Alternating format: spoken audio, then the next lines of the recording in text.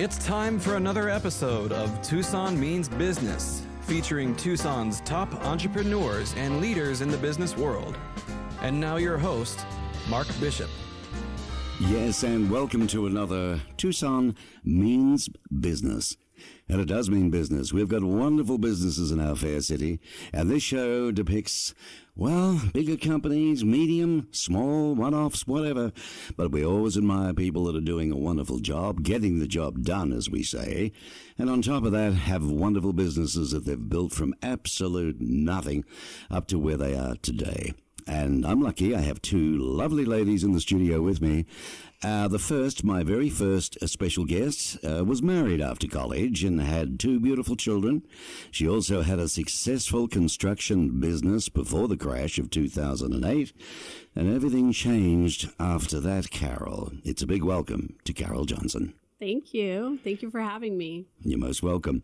And before I forget, too, I must say how lucky we are because this show is now sponsored, Carol, by the 49ers Golf and Country Club that features the wonderful Rincon Grill as well. So we're lucky to be here. Now, you ended up becoming a single mom suddenly. You got cancer, then you divorced. I mean, is this all around the time of the crash of 2008? I mean, when that happened, everything changed for you, apparently. Absolutely. The marriage went downhill along with the economy. Well, we're going to learn all about that and what happened and how you got up and what you did, because I would love to introduce you to Deborah Munoz Chacon. Chacon? Yes, Munoz Chacon. Chacon. See, I was pretty close, wasn't I? Very close, yes. Munoz Chacon, Deborah. She is the owner of a wonderful business here in Tucson called Sonoran Oasis Landscaping. Welcome. Thank you. Lovely to have you. Sonoran Oasis Landscaping, it's had over 20 years of experience.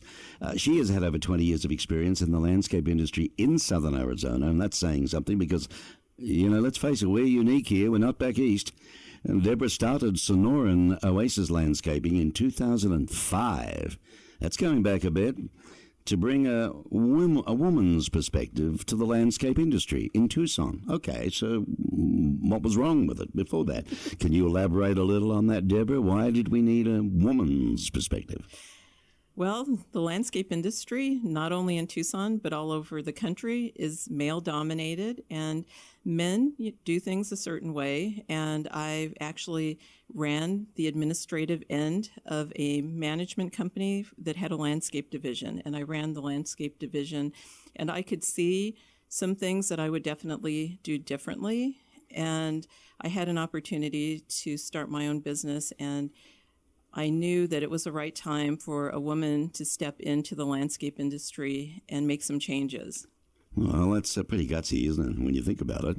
Yeah. You're an International Society of Arboriculture, certified arborist, yes, a member of the City of Tucson's Landscape Advisory Committee, and a member of the Pima County Extension Center's Smartscapes Program Committee. Yes. Correct?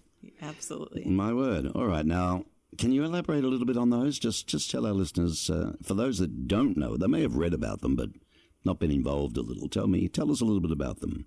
Okay, absolutely. Well, what we do with the International Society of Arboriculture, you have to go through rigorous classes and a test to actually become a certified arborist. And it really sets a small business apart because typically certified arborists either only do tree work, only do consulting work, or work for very large companies. So for me to have a small business and have that certification is a really big deal, especially in Tucson. Well done. A big pat on the back, Carol, I would say. Oh, absolutely. Another woman of power.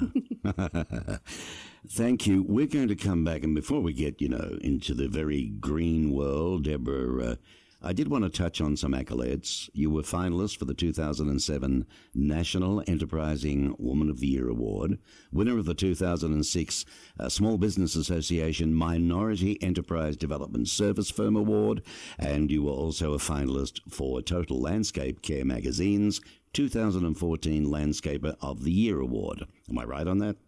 Yes, and I believe that those types of awards set my business apart from many other small businesses in town. And those had a lot of meaning to us, and I think really helped my business to grow.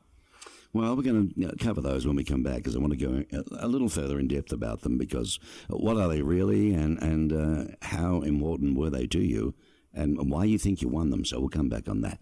I want to come back to Carol. You realized you needed to get back on your feet. You went through hell. You had this 2008 factor. You got divorced. You got cancer. Is there anything else can be thrown at you at that time? I'm sure there's a few more things that, we only have an hour here. Well, you remarried as part of a blended family, but you learned a life lesson, and I think there's a few listeners that might take something from what you've got to share here with us. Right.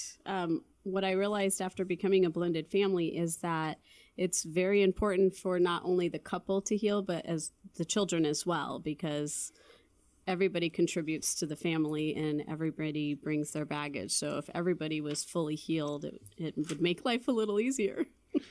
Well, for someone listening, to the podcast now, Carol, why was the experience so difficult? For blending families?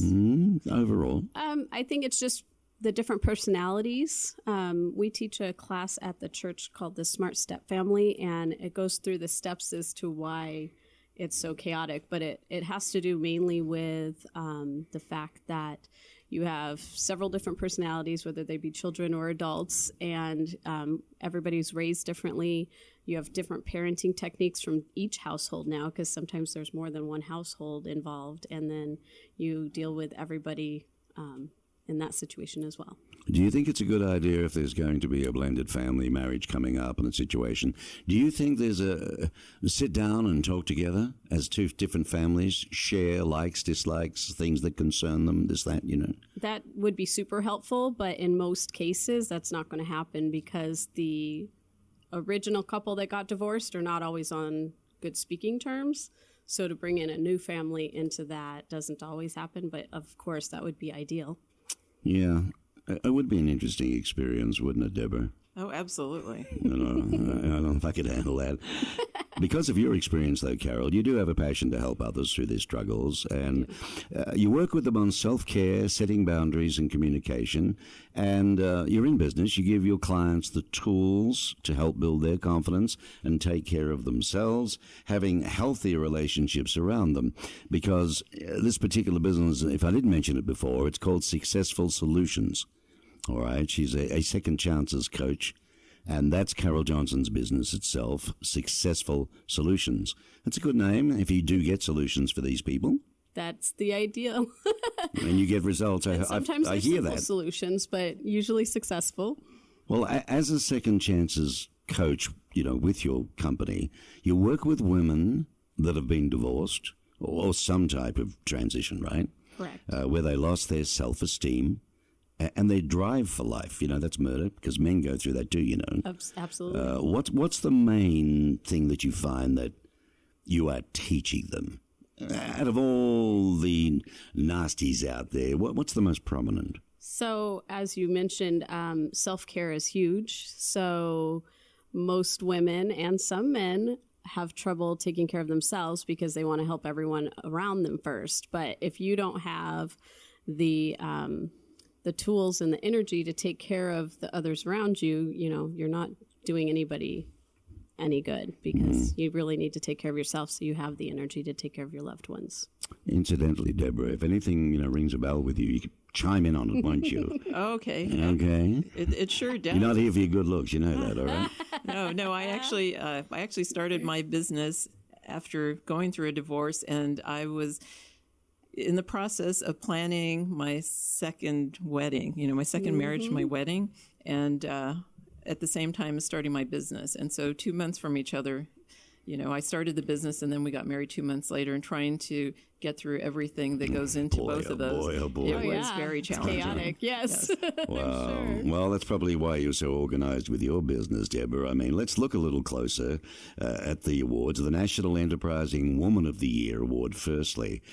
Where and how? Who runs this thing? That's Enterprising Women magazine. They actually run the awards, and it's a national magazine for women business owners. So it was very exciting because I had only been in business a couple of years at that point. Right. And it was actually sponsored by Disney World. So we all went to Disney World, all the finalists, and we got together, and the award ceremony was held there, and we were all recognized in the magazine, so they actually had a spread on everybody. Oh boy, that would have been a thrill. It was. You're from a little old Tucson. Yes, I had never been to Florida before. I've never been to Florida. How about that? And here you are being featured in a national magazine. Right. And just being able to be around these other high-powered, successful women, it was such a big deal to me. I bet you it would have. Well, good on that one. Now, the 2006 SBA, the Small Business Association Minority Enterprise Development Service Firm Award. What about that one? That's a local award, and it's for minority business owners. I'm Hispanic, as well as being a woman business owner. So for that one, I felt like it really helped to highlight what we're doing as a Hispanic company as well as a woman business-owned company. And so both of those things, I think, really helped my business because it is based in southern Arizona. And so we got exposure that allowed us to be recognized and to be sought out by companies and by prospects that we probably wouldn't otherwise have been. Mm-hmm. Yes. Oh, that's pretty good. Well, if that's not enough, you also got, you were a finalist, actually, in the Total Landscape Care Magazine's 2014 Landscaper of the Year Award. That was the national magazine I think we talked about. Yes. If that's not enough, Sonoran Oasis Landscaping was the 2008 winner of the SBA's SASSY Award for environmental awareness. And they were the winner of the 2006 Arizona Landscape Contractors Association Commercial Maintenance Award for the $75,000 to $150,000 type budget project, and a winner of the 2015 ALCA Commercial Maintenance Judges Award. And that's a $25,000 to a $50,000 project. When we talk money like this, Deborah, I'm visualizing beautiful backyards. Or are we talking commercial business landscaping? We're talking homeowners association. Homeowners? Yes. Okay. For the whole association? Yes. When they first developed the property?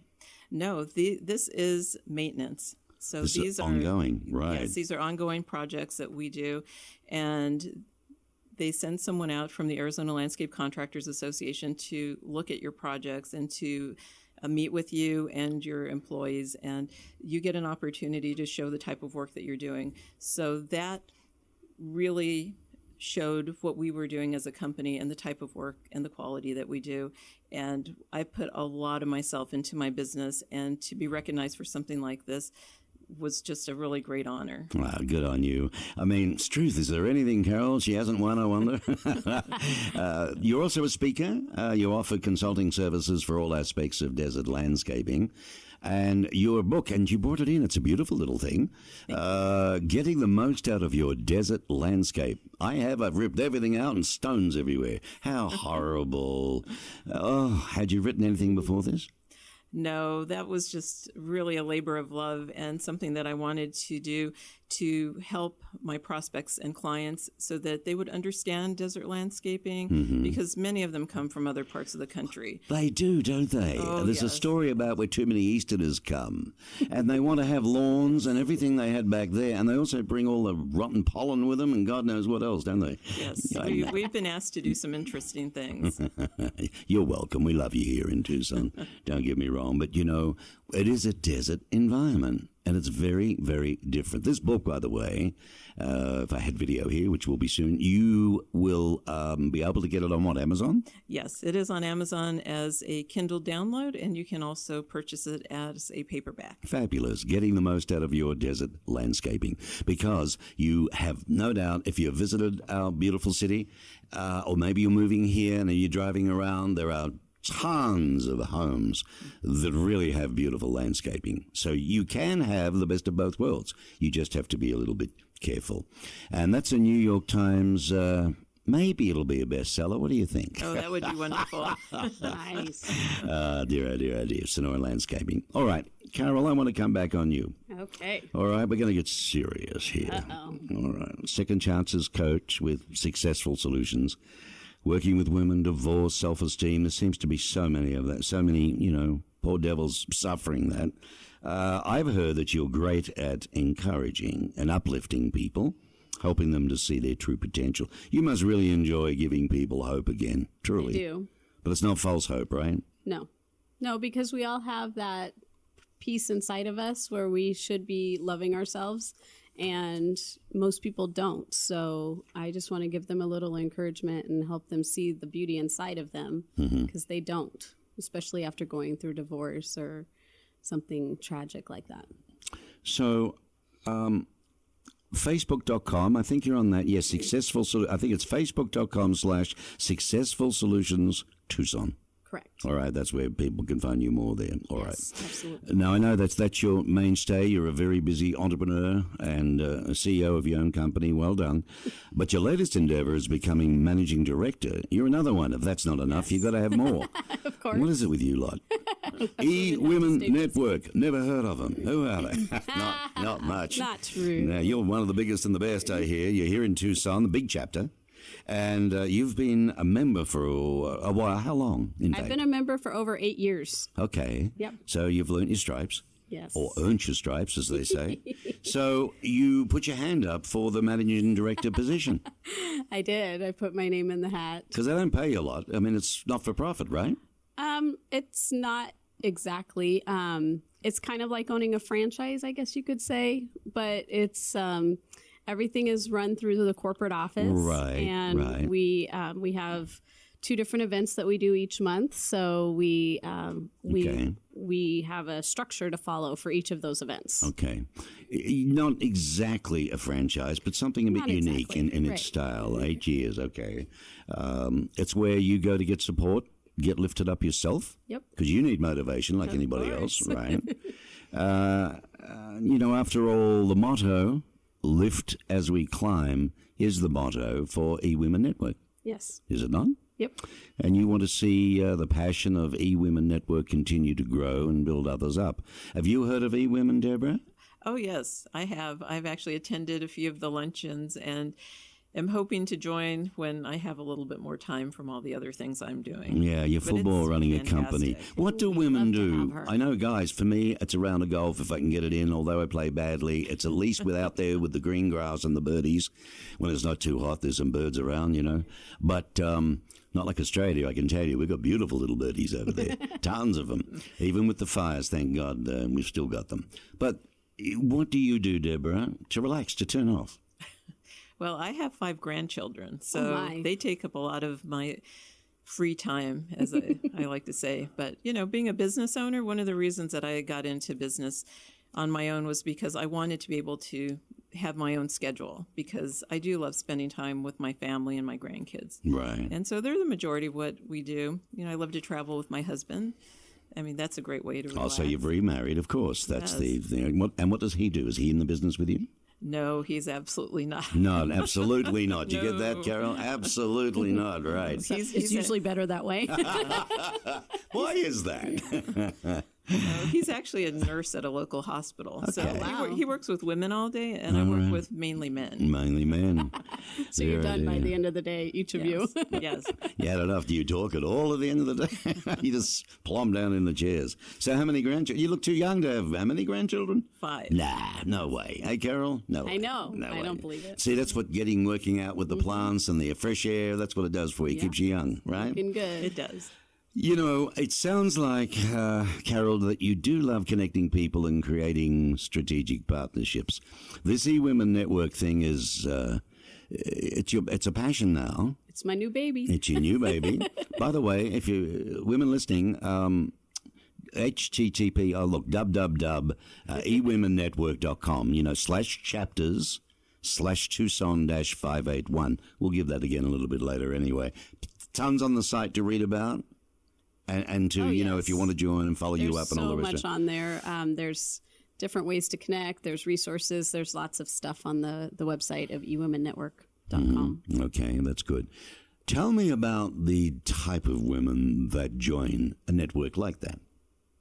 So most of the time it's going to be somebody that's an entrepreneur and they are looking to build their business. So eWomenNetwork is a complete success system. So it's not just about networking and finding people to do business with. It's about building relationships, and it's about just finding strategic partners and really just supporting each other. Sandra Yancey is amazing. She does Sip, Tip, and Talk. Yes, Sandra. She is awesome about lifting others. She started this when? How many years ago now? It's been 20 years. This is our 20 years. year. Wow. Yeah. Another Hispanic lady. Yes. With the chutzpah to do something. Yes. And get it done. Absolutely. Full credit to her. Yes. Well done. So, there are a lot of, how do I say this? Because I don't want to be a downer with the whole thing, because I'm not. I think it's a wonderful network. Yes. And I even have a couple of clients here who have shows who are in the network, and I see how positive they are and the things that they do, so I respect it implicitly. But there are other things out there that really, they don't do the same thing, do they, in the way of support and uplifting? It's more about just straight out the business thing, right? It just depends on the group. Some groups are more about networking and really just doing business together, and other groups like this one are more about bringing in speakers to get the information out to you and really just building those relationships and helping each other. It's basically like what we said, lift as we climb. Lift as we climb. Give first, share always is their other motto. You, ironically, it's often when people come into the studio to do a show, most in Tucson, 6 degrees of separation, have met before. Yes. You had met Deborah, as it turned out. We have, yes. In a very interesting situation, there's a story there. Oh,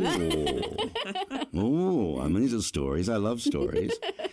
Sonoran Oasis Landscaping has been in business for 15 years, specializes in using native desert vegetation and low water use irrigation practices for sustainable landscapes. Now, it really sounds like, Deborah, that you bring your love of the desert environment and background in arboriculture and knowledge of the desert vegetation and sustainable landscaping practices really to helping clients enjoy their outdoor spaces. I guess you must get a million questions. Oh, look, will I ever run out of water living here in the desert? Along those lines. How do you handle that topic? Well, I named the company Sonoran Oasis because that's what I am hoping that I help to create in town with the work that we do.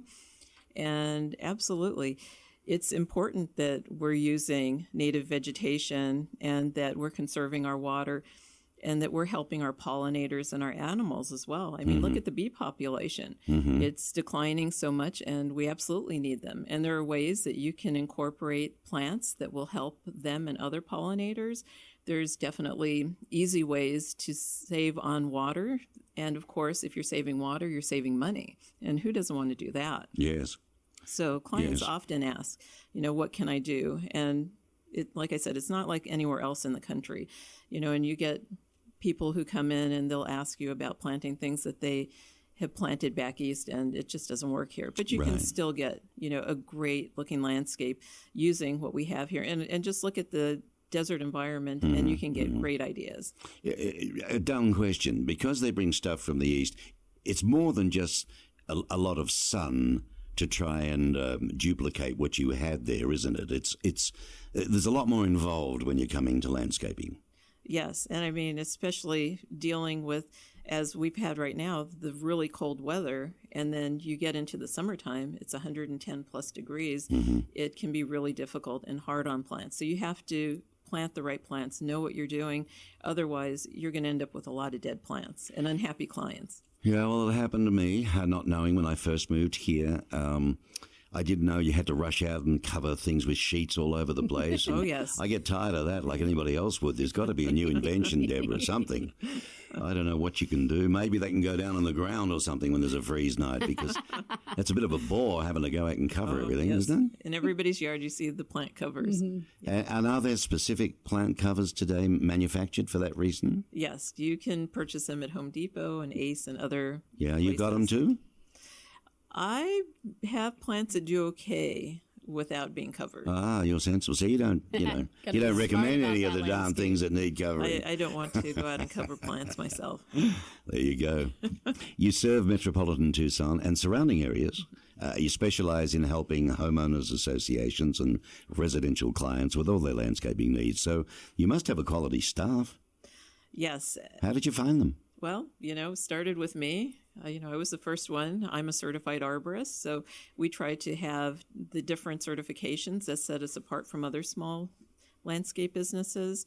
I have a license to do chemical spraying through the state of Arizona Department of Agriculture. I have a Rainbird certified irrigation tech on staff, and all of our employees go through the University of Arizona Extension Center's Smartscapes program. So we build professionalism into our staff, definitely. And it takes a certain type of person to want to work in this business in Tucson. Right. Because of the elements. I mean, you have to want to be outside, because otherwise you're not going to work outside in 114 degrees. I'm surprised anybody's allowed to work out there in that. In Australia, when it gets to a certain height, that's it. They all walk off the job, go to the pub. Oh, no. We start really early in the morning. That's the only way to do it. Yes. So working with a desert landscape is very different from working with landscapes in other parts of the country. I've been to some places in the US, but nowhere near what I'd like to do. But when I look on, on television or documentaries, and I see the beautiful Washington state greenery up there, and then there's other country and the gorgeous, autumns back east, with those flowers. I think, wow, how pretty and how beautiful it is. But we've got our own beauty in the desert. Absolutely. And it's very different from anywhere else. I mean, just look at our plant material. People come here so that they can see the saguaros and the cactus and enjoy what we have. We're the Wild West. So, hey. we are different. Yes. So in a nutshell, how does our limited water affect urban landscapes in the desert, do you think? It's becoming more and more prevalent that you actually have to be aware of your water usage. And one of the things that I enjoy about what I do is being able to come up with solutions for our clients. I'm a lifelong learner. I love to learn things. So I'm always looking, how do we save water? What's new out there that we can use? Right. Those types of things. We have clients who want to plant, but they don't want to put in an irrigation system. Well, we have found that there's a gel-based water solution that you can use, and you just initially water your plants, hand water them, and it helps them get established. No irrigation system. So there are solutions, but you have to be proactive, and you have to think outside the box a lot of the time. All right. Well, I think, Carol, it'll answer the question. Why don't they want to put in an irrigation system?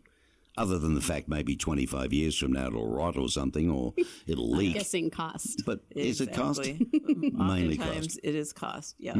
Yes. Because, it's a lazy man's way of watering, isn't it? You can go away and the thing will work automatically and you don't have to worry about Right. it until something gets in there and eats it to bits. That's right. Oh, no.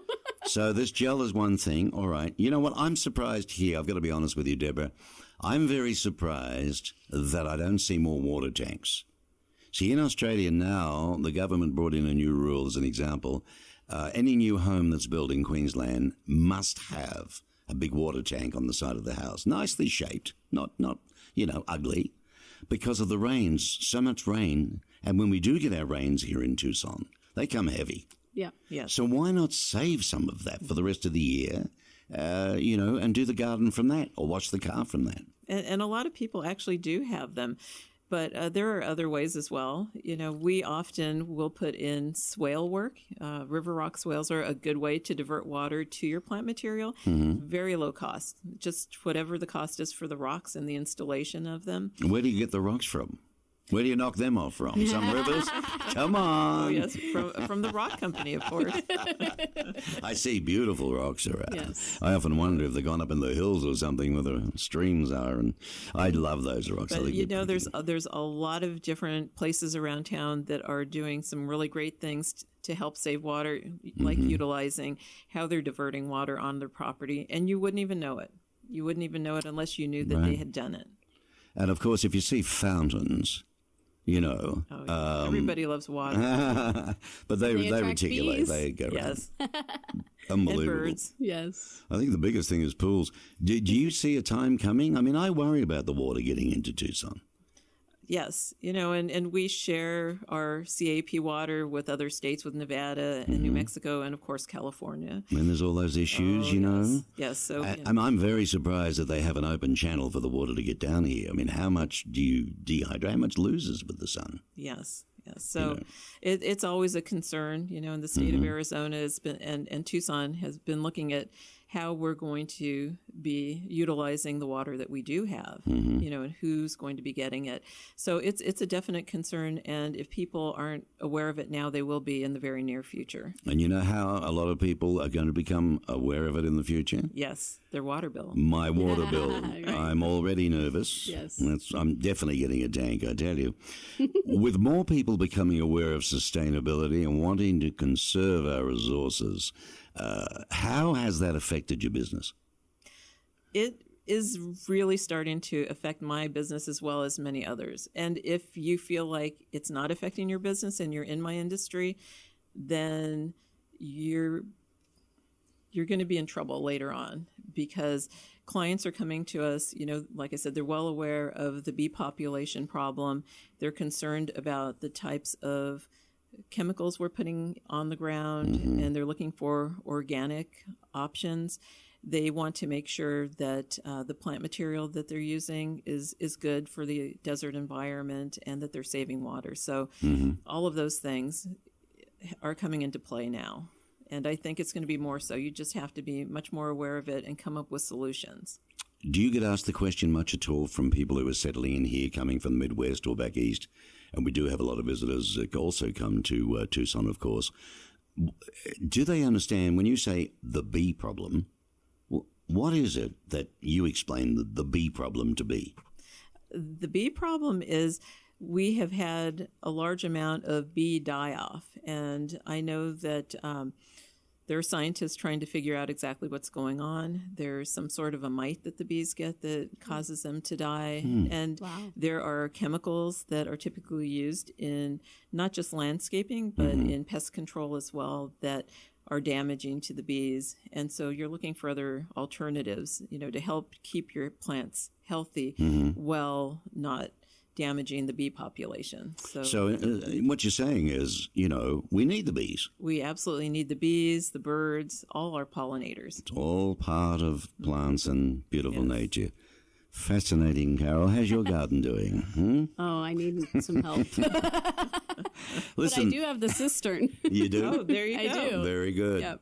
What about this big event coming up for eWomenNetwork? It's not here in Tucson. It's up in Phoenix, right? Just up the road a piece. Yes. I'm very excited to announce that we were picked out of 118 chapters in North America to host the How to Scale Your Business for Greater Impact, Revenue, and Prosperity Success Summit with Sandra Yancey.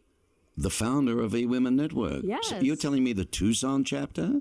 We're going to take a bus on up there. No. You were picked for this? No, Phoenix was picked for this. Phoenix was picked? Yes. What's the matter with Tucson? Well, we collaborated a bit, and we thought that, we'd take a bus up because we have a lot of fun riding up on that bus. Yeah, I bet you it is. That's packed out, and the event is packed out. Is that right? I think we have 10 spots left. Heavens above. Yes. So almost sold out. Big event, is it a rah-rah, like a network meeting, or is it just what is it? Give me an idea. It's a summit where Sandra's going to come in and talk about scaling your business. And she knows about the buying power and understands the entrepreneurial shift. And so it's next Tuesday. And it's going to be fun, high energy, and you will not only leave inspired and re-energized about your business, but you're going to be able to put some of that stuff into action immediately. Well, of course, we are both live streaming and podcasting, which means the live stream is now about next Tuesday. Right. But when this is still heard 9 months from now somewhere around the world, it won't be next Tuesday. You understand, right? Right. Okay, but it's going to be fantastic. There'll be another one somewhere near them, maybe. That's very, very good. I'll want to hear feedback on that because I'm hoping it's going to be great for you because you do a lot of good work in the community. We do. You help a lot of women, and I think the latest statistics on small businesses, there's more women than men actually launching new small businesses now. I think right now that is true. And they need all the help they can get. Yep. There's no doubt about it. Tell us a little bit more about the speaker and the founder, Sandra Yancey. Sandra Yancey is an everyday woman from a small town who has grown a multi-million-dollar global empire. She is just like you and me, which is what I love about her. And she will be breaking down some breakthrough ideas into real simple steps that any of us can act on today to reach our goals. There you go. You memorized that quite well. Yeah. I love Sandra Yancey. Like I said, I've known her for 8 years. I signed up as soon as she came to speak in Phoenix, I think was the first summit that I went to. And I signed up as membership and signed up for conference, and I was on board. She's awesome, and she's really down to earth, and you can just talk to her like any other person. Boy, would I like to be a fly in that bus, I'll tell you. Right? You're listening to Tucson Means Business with Mark Bishop, and we're going to be right back in just a second.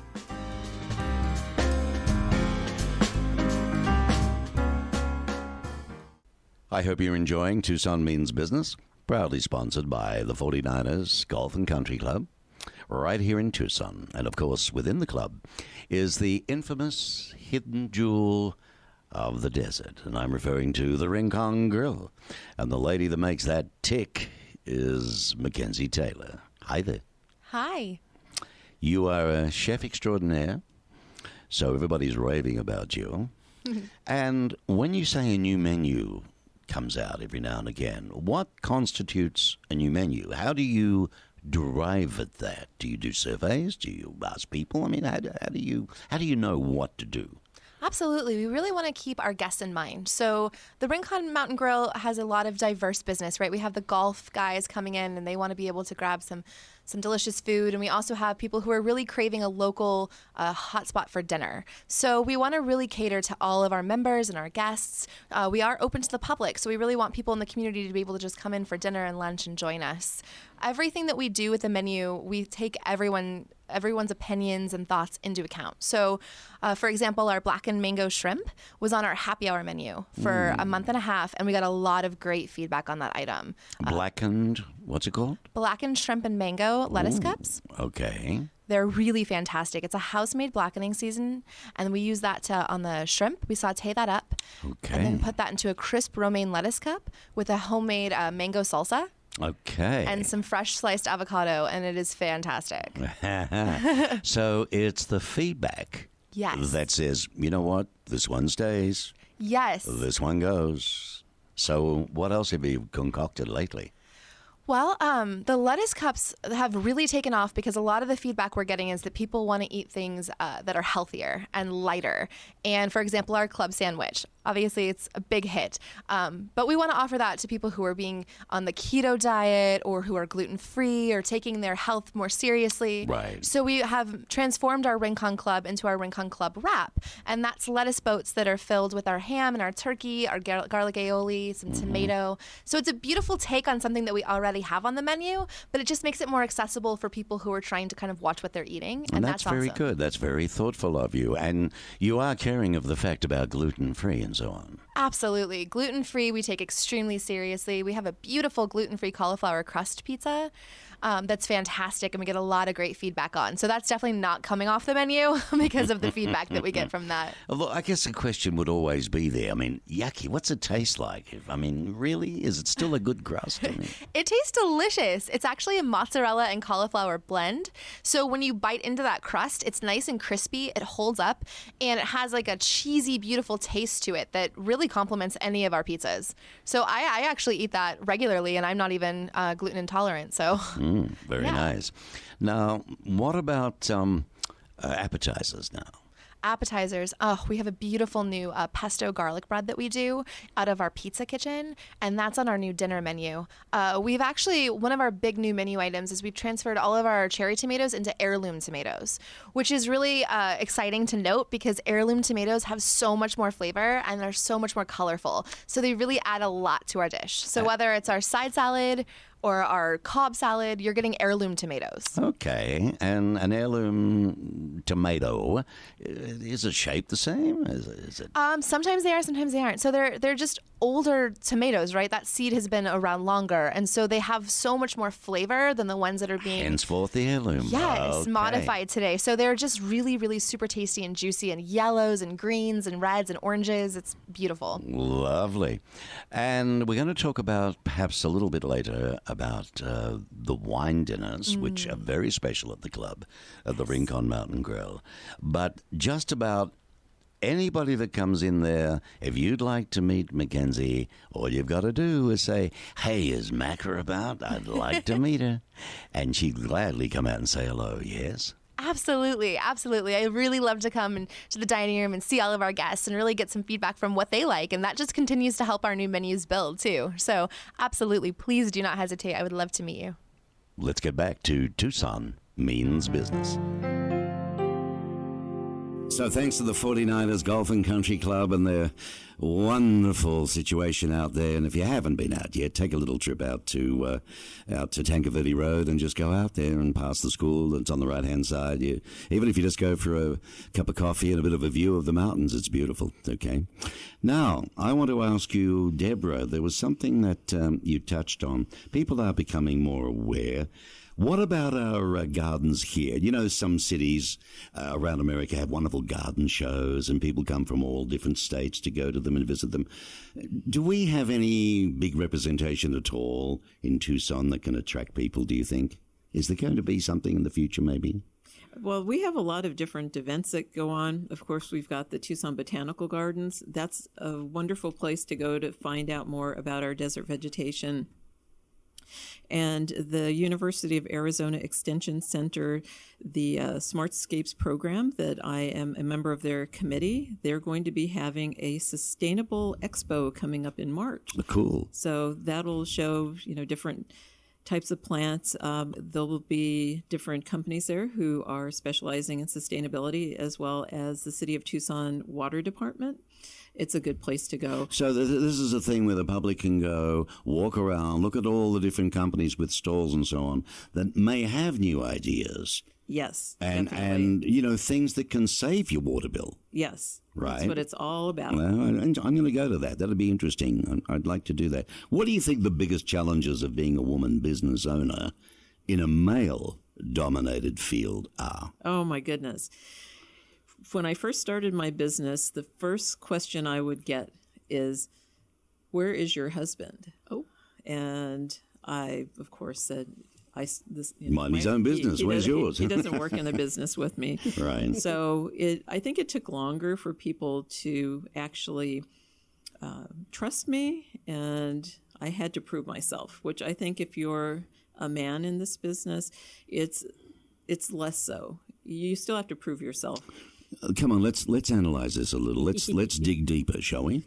I haven't been to your premises, but I intend to go to have a look. Now, if one walked into your office, for starters, as the owner or anything, would you see all your awards on the wall?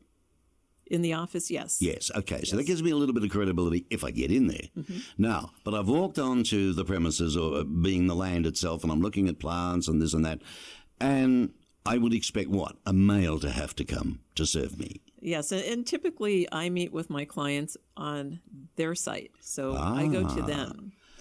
So they ring the nursery, right?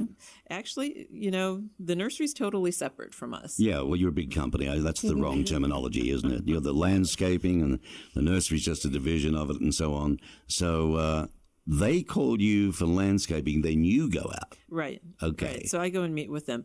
One of the good things about being a woman, though, is when I would meet with women who were looking for a landscaper, they would oftentimes be very excited because they were looking forward to actually working with a woman. And I think that understanding a woman more, because of course I'm a woman as well, that was a definite advantage. But once we'd been in business for a couple of years and we had a track record and people could rely on us, and had our reputation, then things have changed. And I think it's not such a big deal anymore. And I really don't get the same question that I used to get. And I'm a lot more confident in what I'm doing as well. I would have thought it was becoming more so that, Butte, there's a woman who owns the company, or there's a woman that's going to serve me. It seems to be, the fellas have got a bad reputation in a lot of cases. Well, and oftentimes the woman in a business in this industry is the wife working in the office. Yes. She's running the office and the husband is out running the field. And so when I was a finalist for the Total Landscape Magazine's award, I was the only woman business owner in that. And there was one other couple who had a landscape business, but other than that, it was all men. And so it just kind of proved to me, that there are a few of us, though there are many more, and especially arborists. When I was first going to the arborist conferences, there were very few women, and now there are so many more. And I actually have a few landscape business owner friends who are women now. So there you go. Things are changing. There you go. eWomen power, huh? That's Exactly. right. I tell you Carol what. could tell you. Yes. Listen, this book I've got here, it's a sexy little thing. It's lovely. How did you come to write a book about desert landscaping in the first place? Oh, my God. That was a labor of love. 3 years of my life. Smells get new, through too. that. But I wrote it all myself. All the photos are mine. I found someone to edit the book for me, someone to do the book cover for me, and I self-published on Amazon. I have a book company that actually prints the book for me. So there are a lot Very of things good. that went into it, but as I said, I love to learn things, and this was a joy to do. And to be able to hand it to a prospect, if you're a business owner and you can hand them your book instead of giving them your business card, I think that really sets you apart. Oh, very much so. It's very powerful. And not everybody can do a book, you understand. And that's why I offer this service in Tucson that I do to businesses. Yes. And small businesses, because having their own show and doing a podcast is like writing a book. And it gives them a chance to really get out there, That's fantastic. So, well, good luck with that. It's on Amazon.com. And, what isn't on Amazon.com? I had to buy tires for my golf cart the other day. You wouldn't believe what I went through going retail. And then I ended up half the price at Amazon. Wow. They're going to do funerals next. God knows. Oh, geez. What do you enjoy most about your business, do you think, Deborah, and being a business owner? It's definitely the variety and the change from day to day. You just never know what you're going to be doing. As a small business owner, I do the sales and marketing. I deal directly with my employees. I deal with my clients.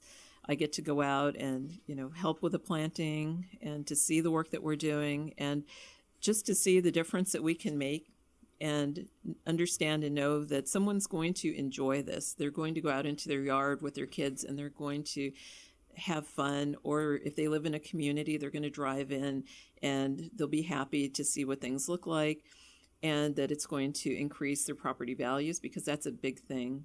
Or you're going to go to a commercial property and park your car and just have a nice experience. All of those things. Nice on the eyes. Yes. Very nice on the eyes. That's fabulous. You've done a wonderful job, and full credit to you. We'll give out all your information. All your information is going to stay online permanently on the Business RadioX site here in Tucson, with your photograph as well. So any live streaming listeners right now can give it a couple of days, and you'll be able to meet her yourself that way. You'll have all the contact details of the Twitter and the Facebooks and the this and the that. There's a lot today, isn't there, Carol? Oh, Hey? yeah. I still don't know how to do it well. My wife screams at me, but she lives on the thing. She's got friends all over the world. What did we do before that? Tell Right. I have no idea. Tell me. It's the 11th annual Women's Success Summit. Correct? And it's called a Success Summit because a lot of women get together and they learn. Yes. The speakers themselves share, do they, how they got there? Yes, that's part of what I love about Sandra Yancey is she will share her story, and she's very truthful and about having her business start in the garage of her house, and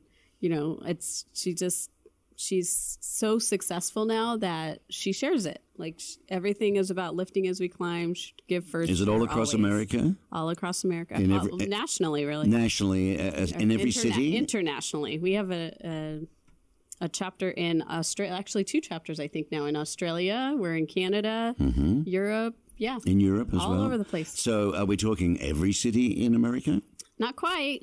But we have getting there, 118 chapters right now. Wow, that'd be fun if you have national big conferences where people can fly in and so on. We do have a conference in July. Yeah, where's that one? That's going to be in Dallas. Texas. Yeah. Everything's big in Texas, huh? Yep. I got to get my big hair on. Carol, why are you doing this interview? What do you want women in business to know? Well, I want people, women, or some men, we take men as well, that are sitting out there and they're an entrepreneur or a business owner. Hang on a minute. This is eWomenNetwork.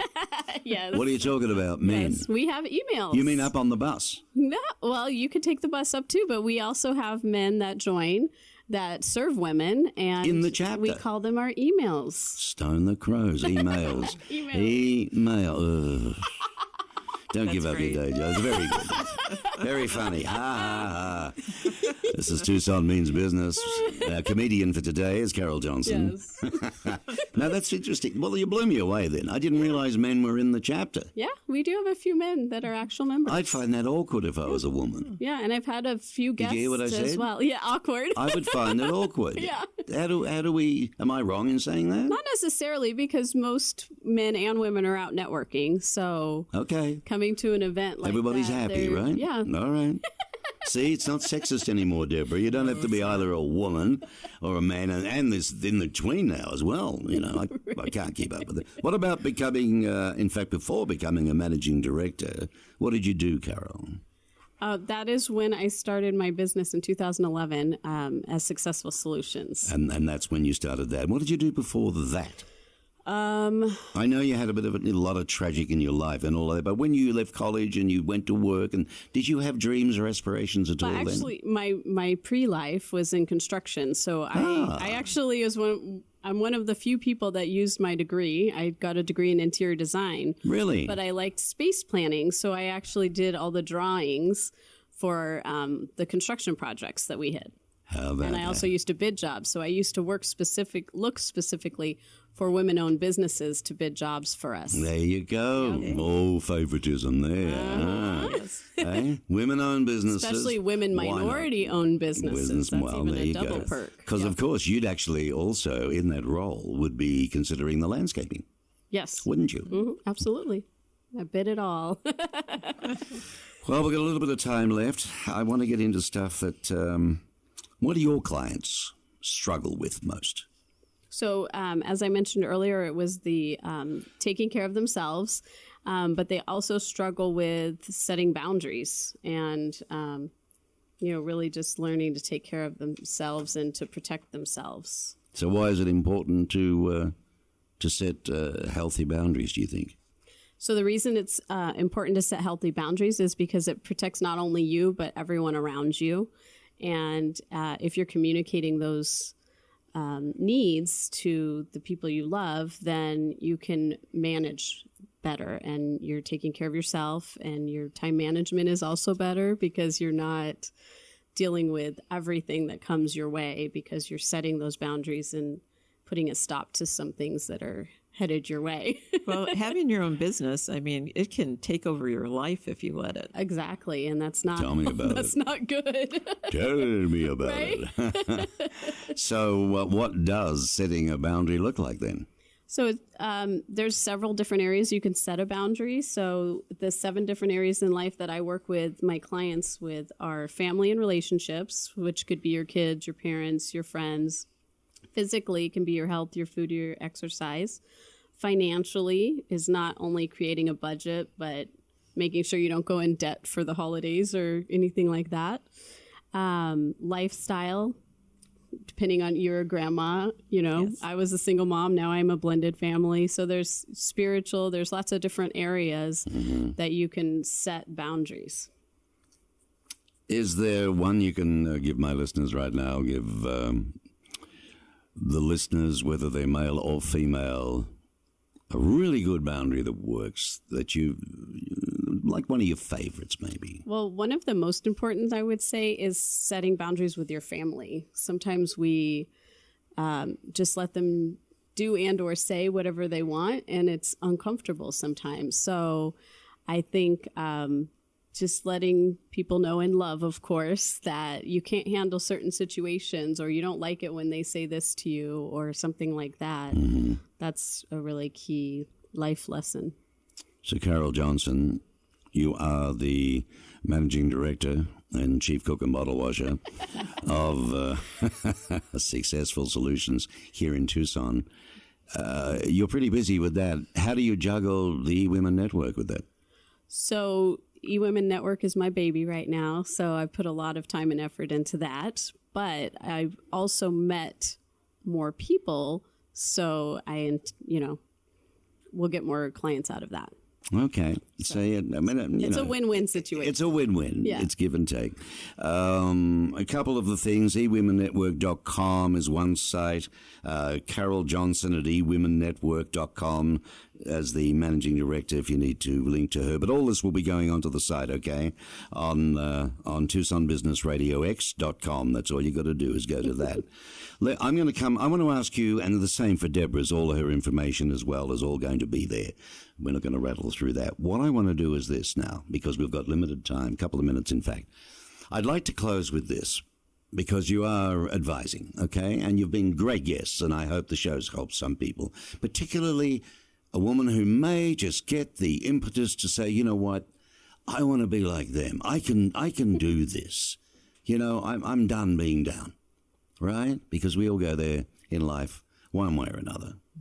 So, Carol, if I was to ask you, when you look back and you think about everything you've been through and what you've achieved, and, it's extremely credible to you that what you've done, what do you think would be the hardest thing you had to face, you had to make a decision on deep down? Well, the biggest challenge I had was the whole cancer process. And trying to, I didn't know until I actually had surgery whether I had cancer or not. So that was really hard, the not knowing. And so that was probably the most difficult thing of going through. But I don't know. I lost my mom with cancer. Yeah. It's not a great disease, is it? It's not fun. But it's beatable. But it was too late for her, you see. And she was only 58. Right. So very young. Well, for getting cancer, I guess thyroid cancer is the best cancer you're going to get. It's a slow-growing cancer, but just the not knowing and that kind the stress of thing alone was really doesn't stressful. The stress alone increase it? Worry? Oh yeah. I think we all bring that on because we let our bodies go, so to speak, and so it allows us to bring that cancer in. And when we're not taking care of ourselves, that's what happens. So, I was super stressed even before separating. So what did you do to help you get through it? So that's when I started taking care of me, eating healthier, working out, exercising, and really just starting to spend time with my family, staying focused in the moment, and that kind of thing. That's what you've got to do. Yeah. All right. And you've just got to get up and do it. Yep. You do. Yeah, you got to take them baby steps. Deborah, you're not going to get away. You're not getting away with this, okay? When you look back at your life and career, did you have any idea you'd be doing what you're doing now?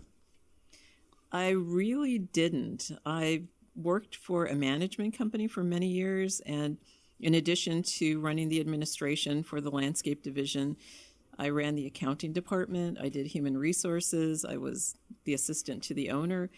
So it really helped me understand business. But when I had an opportunity to do something, this is just what I really wanted to do. And one of the most challenging things that I found was it can be really lonely to be a business owner because so many people just don't understand what it entails and what you have to go through and the decisions you have to make and the choices.